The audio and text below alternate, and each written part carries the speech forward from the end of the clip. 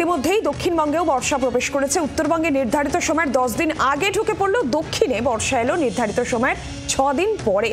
শক্তি বাড়াচ্ছে উত্তর পশ্চিম বঙ্গোপসাগরের নিম্নচাপ এবং আজ দুপুরের পর গভীর নিম্নচাপে পরিণত হতে পারে। ইতিমধ্যেই জেলায় জেলায় বৃষ্টিও শুরু হয়ে গিয়েছে। সমুদ্র যেটা জানতে পারা যাচ্ছে উত্তাল থাকতে পারে এই নিম্নচাপের জেরে। বেশ কিছু জেলায় প্রবল বৃষ্টির আশঙ্কাও রয়েছে। গতকাল থেকেই আপনারা দেখছেন দক্ষিণবঙ্গের বিভিন্ন জেলায় বৃষ্টি শুরু হয়ে গিয়েছে। আর উত্তরবঙ্গের ক্ষেত্রেও কিন্তু ভারী বৃষ্টির সতর্কতা থাকছে, বজ্রবিদ্যুৎ সহ বৃষ্টির সতর্কতা উত্তরবঙ্গের ক্ষেত্রেও কিন্তু থাকছে। আমরা আরো বিস্তারিতভাবে জানবো এই বিষয়।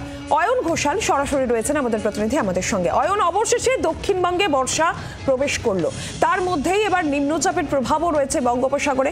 পশ্চিম বঙ্গোপসাগরে যে নিম্নচাপ, সব মিলে এই মুহূর্তে ঠিক কি আপডেট রয়েছে এবং জেলায় জেলায় ইতিমধ্যে বৃষ্টিও শুরু হয়ে গেছে আমরা দেখতে পাচ্ছি।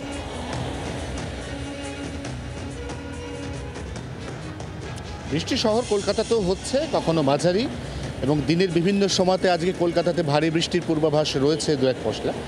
এই মুহূর্তে উত্তরবঙ্গের ক্ষেত্রে শুক্রবার পর্যন্ত এবং দক্ষিণবঙ্গের ক্ষেত্রে আজ বুধবার এবং আগামীকাল বৃহস্পতিবার পর্যন্ত কয়েকটি জেলাতে অতি ভারী বর্ষণের পূর্বাভাস রয়েছে, বিশেষ করে উপকূলীয় জেলা। তার মধ্যে রয়েছে পূর্ব মেদিনীপুর এবং দক্ষিণ 24 পরগনা। সেই অতি ভারী বৃষ্টির একমাত্র কারণ হচ্ছে ওই নিম্নচাপ, যার কথা তুমিও উল্লেখ করলে। এই নিম্নচাপ ক্রমশ শক্তি বাড়াচ্ছে। আজকে বিকেলের মধ্যে যা গভীর নিম্নচাপে পরিণত হতে পারে এমন আশঙ্কাও উড়িয়ে দেওয়া যাচ্ছে না।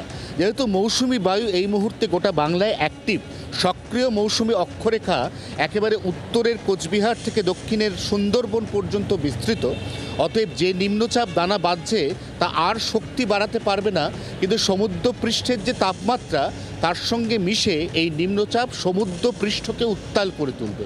উঁচু ঢেউ উঠবে, সমুদ্রপৃষ্ঠের বুকে 60 থেকে 65 কিলোমিটার বেগে ঝোড়ো হাওয়া বইবে, যার জন্য সতর্কতামূলক ব্যবস্থা হিসেবে আগামীকাল বৃহস্পতিবার বিকেল 5টা পর্যন্ত বঙ্গোপসাগরে সমুদ্রের বেশি গভীরে যাওয়ার ক্ষেত্রে মৎস্যজীবীদের ক্ষেত্রে নিষেধাজ্ঞা আরোপ করা হয়েছে।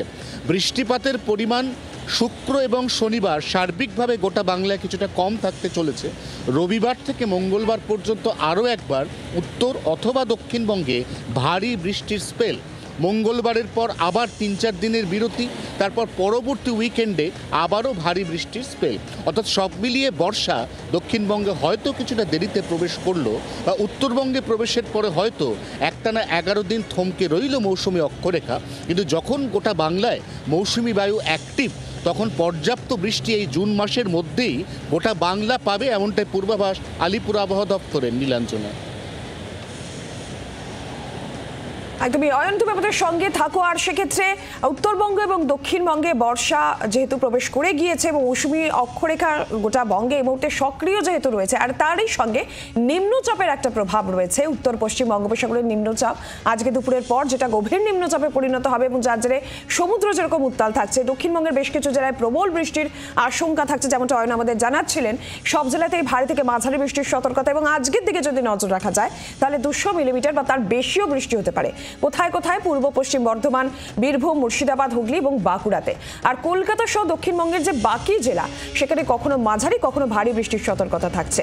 অন্যদিকে আজকে উত্তরবঙ্গের ক্ষেত্রে বজ্রবিদ্যুৎ সহ হালকা মাঝারি বৃষ্টির পূর্বাভাস থাকছে। 30 থেকে 40 কিলোমিটার গতিবেগে দমকা ঝোড়ো বাতাসও বইতে পারে। আর ভারী বৃষ্টির সতর্কতা কোন জেলায় থাকছে? জলপাইগুড়ি এবং উত্তর দিনাজপুরে, সেখানে কিন্তু ভারী বৃষ্টির সতর্কতা থাকছে। অয়ন, ধন্যবাদ।